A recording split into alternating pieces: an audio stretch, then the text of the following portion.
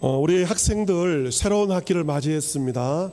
여러분 아이들이 초등학교, 중학교, 고등학교에 다니는 아이들 신학기 공부 잘 하고 있는지 모르겠습니다. 어떤 과목을 좀 힘들어 하십니까? 모든 과목이 힘들 수도 있겠지만 그 가운데 어떤 과목인가요? 대부분 수학을 이제 힘들어하는. 그래서 신조어가 있죠. 수포자 뜻이 무엇입니까?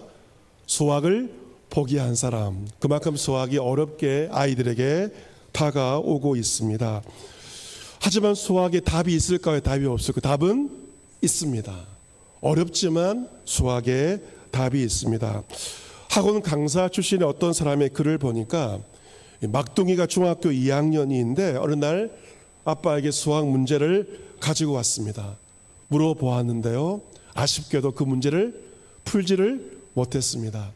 자존심에 상처가 난 그 사람은 이제 문제집을 사와가지고 문제집을 틈틈이 풀고 있다고 합니다. 세상을 살면서 답이 안 보이는 세상 문제 가운데 머리가 아플 때 오히려 수학 문제를 풀면서 답을 찾게 되면 오히려 기분이 좋아진다, 그렇게 말을 합니다. 여러분, 세상의 문제가 답이 안 보여서 답답해 보이지만 답이 있을까요? 없을까요?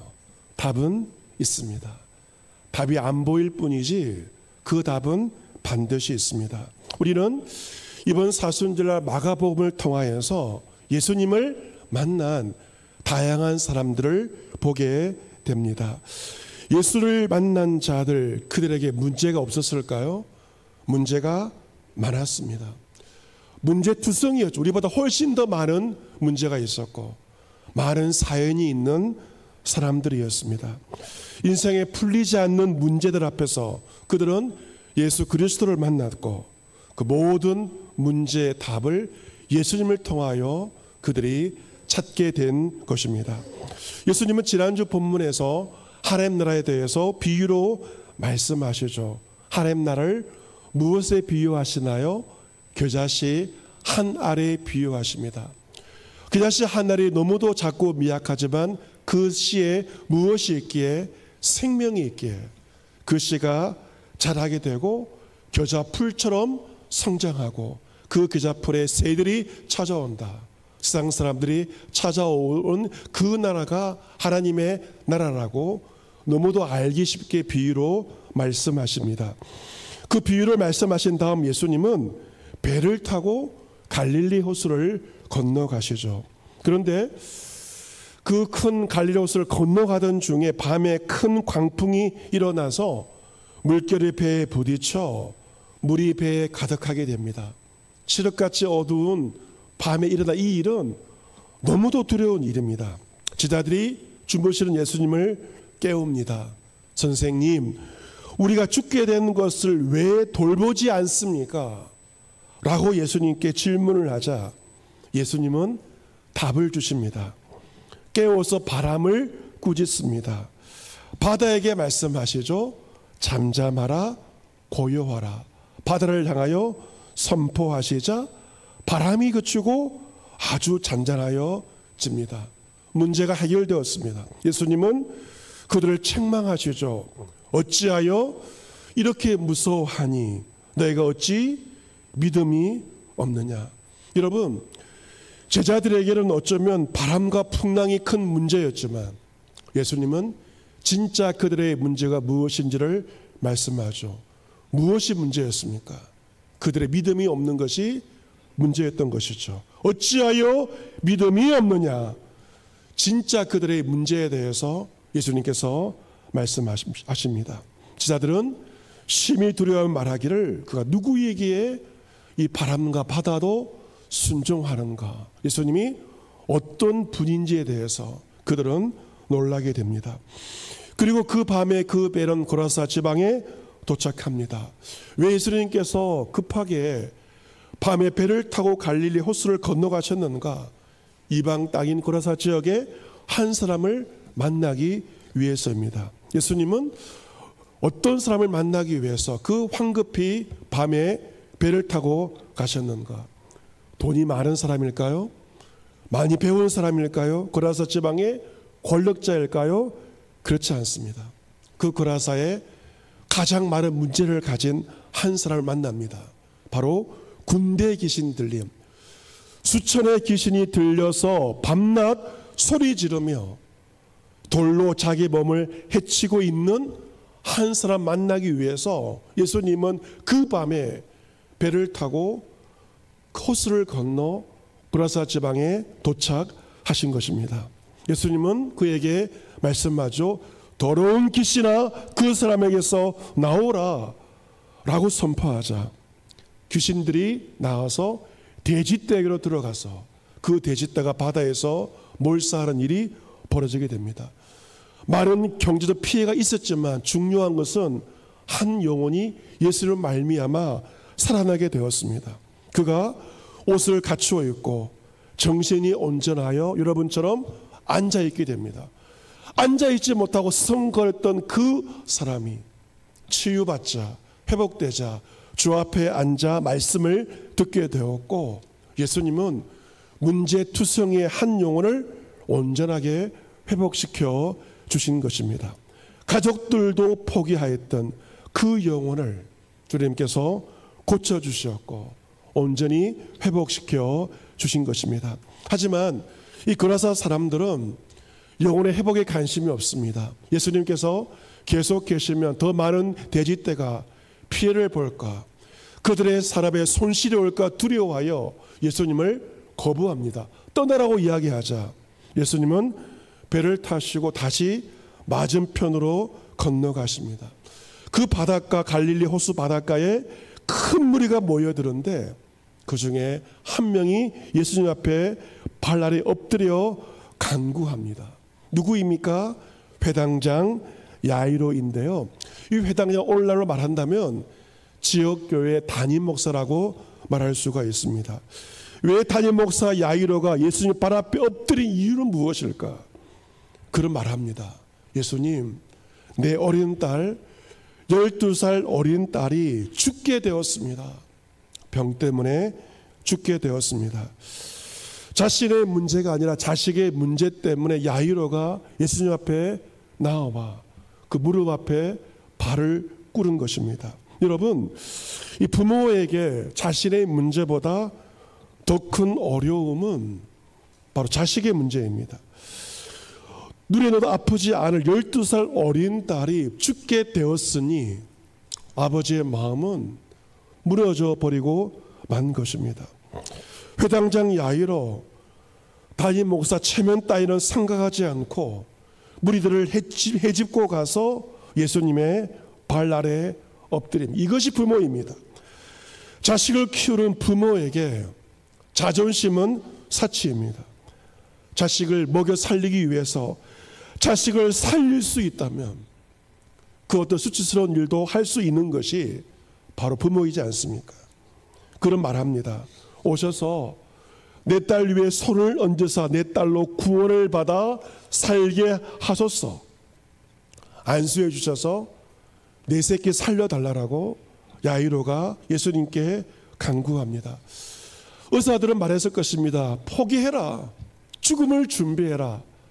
장례를 준비하라 말하였을 것이지만 회당장은 포기하지 않습니다. 내 힘으로 풀 수 없는 그 문제를 가지고 예수님께 나아갔습니다. 그것이 바로 회당장 야이로의 믿음이었습니다. 믿음이 무엇인가? 내가 풀 수 없는 인생의 문제 앞에서 문제 해결자가 되시는 예수님께 나아가는 것. 답이 나에게 있는 것이 아니고 주님께 있음을 인정하고 주님께 나아가는 것. 이것이 바로 성경적인 믿음인 것입니다. 여러분, 여러분의 자녀들에게 어떤 문제가 있습니까? 여러분의 자녀들, 요즘 많은 청년들까지도 인생을 포기한 청년들이 너무도 많아요. 그냥 가정에서 있고 살아갈 소망을 잃어버린 청년들이 부지기수입니다. 여러분의 자녀에게 어떤 문제가 있습니까? 여러분의 자녀에게 큰 어려움이 있고 그 자식이 나에게 짐덩이가 된다 하더라도 여러분만큼은 무너지면 안 됩니다. 왜냐하면 여러분이 무너지지 않아야 그 자식을 살릴 수 있기 때문에 그렇습니다. 회당장 야이로처럼 자식의 문제를 가지고 예수님께 나아가시기를 바랍니다. 내 생각으로 안 된다고 함부로 말하지 마세요. 포기하지 마세요. 회당장처럼 예수 그리스도의 발 앞에 엎드리시기를 바랍니다. 몸이 병들어 버렸고 심령이 병들어 죽어버린 것 같은 내 자식, 주님 살려주세요. 주님 하실 수 있습니다. 주님께 나아가시길 바랍니다. 회당장 야이로의 요청에 응하신 주님은 여러분의 간곡한 요청도 결코 거절하지 않으실 것입니다. 예수님께서 백부자 어린 딸을 고치기 위해서 그 집으로 길을 가시는데 많은 무리들이 애워싸 밀었습니다. 예수님을 만나기 위해 수많은 사람들이 모여든 것입니다. 그런데 그 무리들 가운데 한 여자, 12년 동안 혈루증으로 알아온 한 여자가 있습니다. 혈루증, 몸에서 끊임없이 피가 흘러나오는, 그것이 자궁에서 그런지 정확히 알 수 없지만 만성적인 하열 증세입니다. 온몸이 피로 물들었을 것입니다. 그녀는 이 병을 치료하기 위해 백방 노력을 다했습니다. 치료 과정에 가진 모든 돈 허비했습니다. 여러분, 그 치료비, 그 돈 벌기 위해 살다가 결국 병이 들고 말았어요.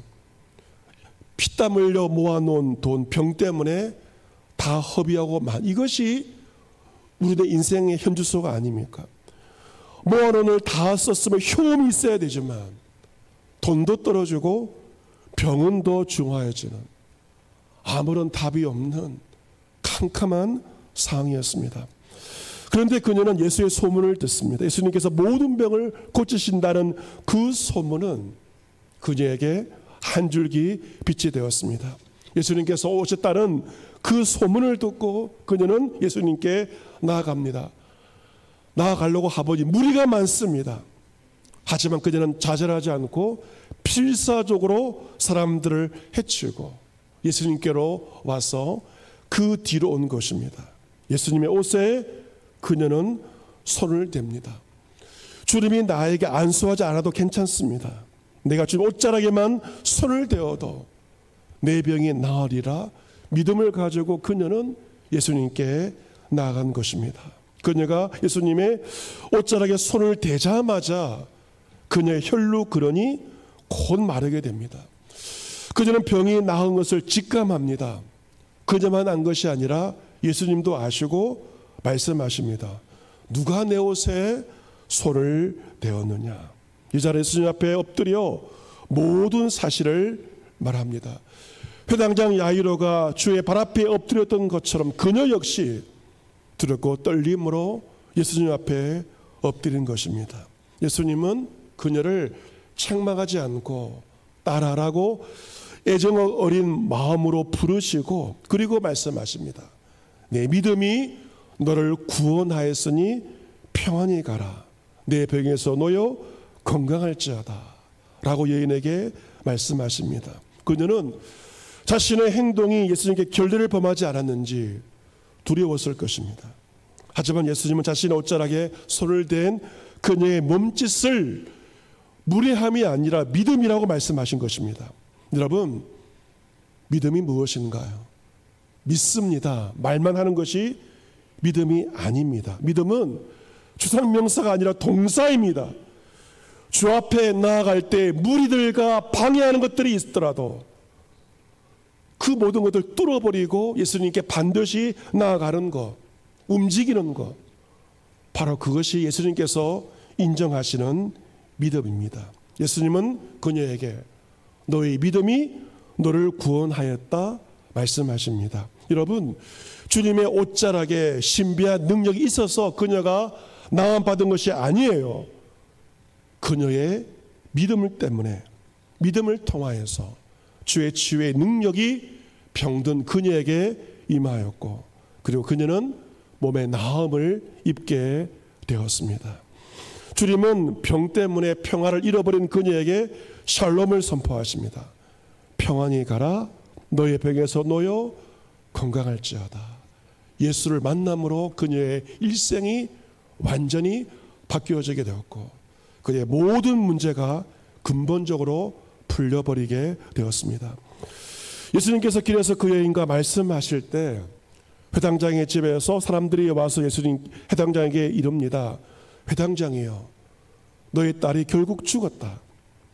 어찌하여 선생을 더 괴롭게 하나이까? 이제는 포기해라. 사람들은 말합니다. 예수님은 그 하는 말을 곁에서 들으셨다라고 36절에 기록되어 있는데요. 곁에서 들었다의 원문의 뜻은 개의치 않았다는 뜻입니다. 사람들은 회당장에게 너의 딸이 죽었기 때문에 더 이상 선생을 괴롭게 하지 말고 포기하라고 말하였지만 예수님은 사람들의 말에 개의치 않았습니다. 사람들의 말에 예수님께서 좌우되지 않으셨습니다. 예수님은 회당장에게 무엇을 말씀하시나요? 오늘 설교의 제목입니다. 그것은 두려워하지 말고 믿기만 하라입니다. 같이 해보겠습니다. 두려워하지 말고 믿기만 하라. 아멘. 여러분, 사람들의 말을 듣고 당신의 딸이 죽었습니다. 어찌하여 선생을 더 괴롭게 하나이까? 사람의 말을 들었을 때 회당장의 말에 두려움이 가득했을 것입니다. 하지만 주님은 그에게 말씀하십니다. 너 두려워하지 마라. 나를 믿기만 하라. 라고 말씀하시는 것입니다. 여러분, 우리에게 두 개의 음성이 들려주죠. 하나는 사람의 음성입니다. 세상의 소리를 들으면 두려움만 커져가게 됩니다. 우리 어떤 소리를 들어야 됩니까? 주의 음성입니다. 두려워하지 말고 믿기만 하여라. 사람들의 말을 듣고 두려움이 가득하면 답이 보이지 않아요. 내 삶을 포기하고 싶은 마음만 들게 됩니다. 하지만 두려운 상황 가운데 주의 음성을 들을 때 우리는 소망이 있고 희망이 있게 됩니다. 예수님은 베드로와 야고보, 요한 외에 아무도 따라옴을 허락하지 않습니다. 많은 사람들이 가는 것이 오히려 방해가 되기 때문에 세 사람만 데리고 회당장의 집에 함께 가십니다. 집에 가보니 사람들은 떠들어대고 있고 울며 심히 통곡하고 있습니다. 예수님은 그들에게 말씀하십니다. 어찌하여 떠들며 우느냐? 이 아이가 죽은 것이 아니라 잔다라고 말씀하십니다. 그러자 사람들이 예수님께 비웃고 조롱합니다. 왜냐하면 그 아이가 죽은 것이 너무도 분명했기 때문에 사람들이 비웃었지만 예수님 앞에 사실 그 아이는 죽은 것이 아니라 자고 있는 것입니다. 예수님은 그 떠드는 사람들을 다 내보내십니다. 그들은 주님의 역사에 방해가 되기 때문에 떠드는 사람들 다 정리해 버리십니다. 예수님은 아이의 부모 그리고 자기와 함께한 3명을 데리고 아이 있는 곳에 들어가시고 그 아이의 손을 잡으십니다. 아이의 손을 잡으시는 예수님. 주님의 손은 어떤 손입니까? 천지를 창조하신 능력의 손입니다. 천지를 창조하신 능력의 손이기에 그 손은 치유의 손이 됐고 회복의 손이 될 수가 있습니다.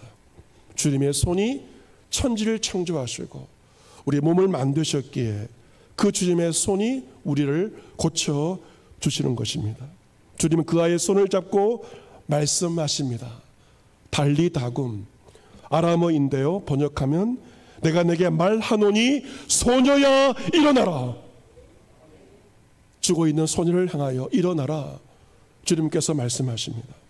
주님 말씀하시자 소녀가 곧 일어나서 걷습니다. 사람들은 깜짝 놀라게 됩니다. 예수님은 살아난 소녀에게 먹을 것을 주어서 원기를 회복하라 라고 그녀에게 말씀하십니다. 사랑하는 성도 여러분, 여러분 앞에 어떤 문제가 있습니까? 어려운 문제 앞에 사람들의 말이 도움이 되는 것이 아니라 그 말이 오히려 우리를 더 낙심케 합니다. 사람들이 내 문제를 전혀 해결할 수가 없다는 것입니다. 무엇이 필요한가? 오직 한 가지가 필요합니다. 그 정답을 여러분께 드립니다. 그것은 바로 주님을 향한 믿음입니다. 사람들의 말이 아니라 주님을 향한 믿음, 그것이 문제를 풀 수 있는 정답이 됩니다. 12년 혈루병을 앓았던 여인, 자신의 믿음으로 나아가죠. 12살 죽은 어린 딸을 위해 아버지 야이로는 예수님께 믿음으로 나아갔습니다. 한 명 어린 여자였고 한 명은 어린 여자아이였습니다. 공통점은 둘 다 절망적인 상황이었고 풀기 어려운 문제였지만, 하지만 답은 있었습니다. 바로 믿음이었죠. 딸아, 내 믿음이 너를 구원하였다. 두려워하지 말고 믿기만 하여라. 주를 향한 믿음이 어려운 인생의 문제를 풀 수 있는 해답이 되는 것입니다. 예수님이 어떤 분으로 마가복음에 기록되어 있나요? 풍랑을 잔잔케 하시는 예수님. 인생의 거친 풍랑, 나를 위협하는 그 풍랑을 잔잔케 하시는 예수 그리스도. 수천의 군대의 귀신도 쫓아내시는 예수 그리스도. 병에서, 죽음에서 치유하시는 예수 그리스도. 고라사에 귀신 들린 사람이 고백하였던 것처럼 예수님은 지극히 높으신 하나님의 아들이십니다. 우리가 언제 예수 그리스도를 만납니까? 그것은요, 성경처럼 풀리지 않는 인생의 문제 앞에서 우리는 주관자가 되시는 예수 그리스도를 만나게 됩니다. 여러분에게 이 3월달 어떤 문제가 있어요? 몸이 병들어 있습니까? 영혼이 죽어 있나요? 믿음을 다 까먹어 버렸습니까? 자식의 문제가 있습니까? 우리 모두에게 저마다의 어려운 문제가 우리 앞에 있습니다. 하지만 회당장 야이로 같은 믿음으로, 12년 혈루병 앓았던 여인 같은 믿음으로 주님께 나아가시기를 바랍니다. 주의 발 앞에 무릎 꿇으세요. 옷자락에 손을 대세요. 여러분, 가만히 있는다고 문제는 해결되지 않습니다. 난간이 있어도 두 사람처럼 주 앞에 나아가야 됩니다. 주의 성전에 나오셔야 되고 성전 강대상에 올라오셔서 기도하세요. 그래야만 문제가 풀려집니다. 가만히 있는다고 결코 그 문제는 풀려지지 않습니다. 어려울수록 붙들어야 할 한 가지는 믿음입니다. 고통 중에 해야 할 한 가지는 바로 주 앞에 나와 부르짖는 것입니다. 주님은 그 믿음을 보시고 여러분 기도에 응답하심으로 놀라운 구원의 역사를 베풀어 주실 것입니다. 이제 봄의 기온이 완연합니다. 이 봄에 주님의 음성을 들어보시길 바랍니다. 나의 사랑, 내 어여쁜 자야, 일어나서 함께 가자. 겨울도 지나고 비도 그쳤고 주변에 꽃이 피고 새가 노래할 때가 이르렀는데 비둘기의 소리가 우리 땅에 들리는구나. 무화과나무에는 푸른 열매가 익었고 포도나무는 꽃을 피워 향기를 토하는구나. 나의 사랑, 나의 어여쁜 자야, 일어나서 함께 가자. 봄에 주님께서 이렇게 우리에게 말씀하십니다. 부활의 계절 봄입니다. 부활이 무엇입니까? 일어나는 것입니다. 주저앉아 앉아있던 자리에서 일어나는 것이 부활입니다. 일어나 주님과 함께 가는 것이 부활입니다. 겨울은 결코 봄을 이길 수 없는 것처럼 믿음은 죽음보다 힘이 더 셉니다.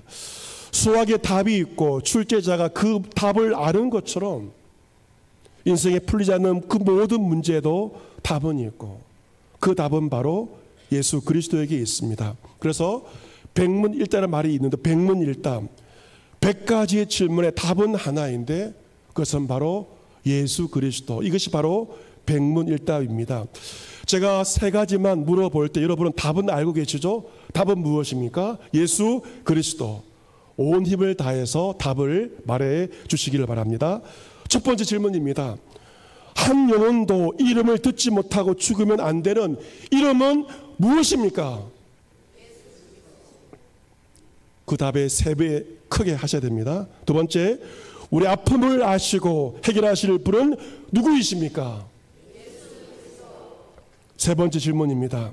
우리 위해 십자가에서 죽으시고 부활하신 분은 누구이십니까? 예수 그리스도. 인생의 모든 질문의 답은 하나, 예수 그리스도입니다. 여러분, 인생에는 많은 문제가 있습니다. 그것을 불교에서는 고통이라고 이야기하고 있죠. 생로병사, 태어나는 것도 고통, 늙는 것도 고통, 병드는 것도 고통, 죽음도 고통이라고 석가모니 인생의 문제를 고통으로 보았습니다.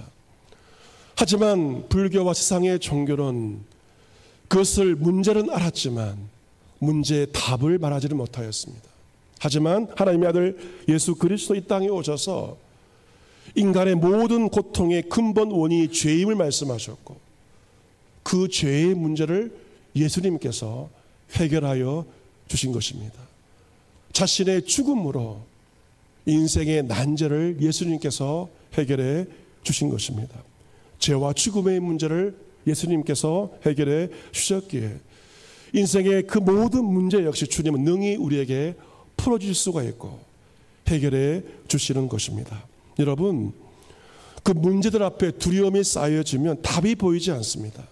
하지만 두려움 가운데 있는 것이 아니고 믿음으로 예수님께 나아갈 때 답이 보여지게 되고 문제는 해결될 것입니다. 두려워하지 말고 믿게만 하라. 우리에게 말씀하시는 주의 말씀을 듣고 오직 믿음으로 나아가 이 새봄 주님과 함께 걸어갈 수 있는, 주님과 함께 나아갈 수 있는 여러분 모두가 될 수 있기를 기원합니다. 아멘.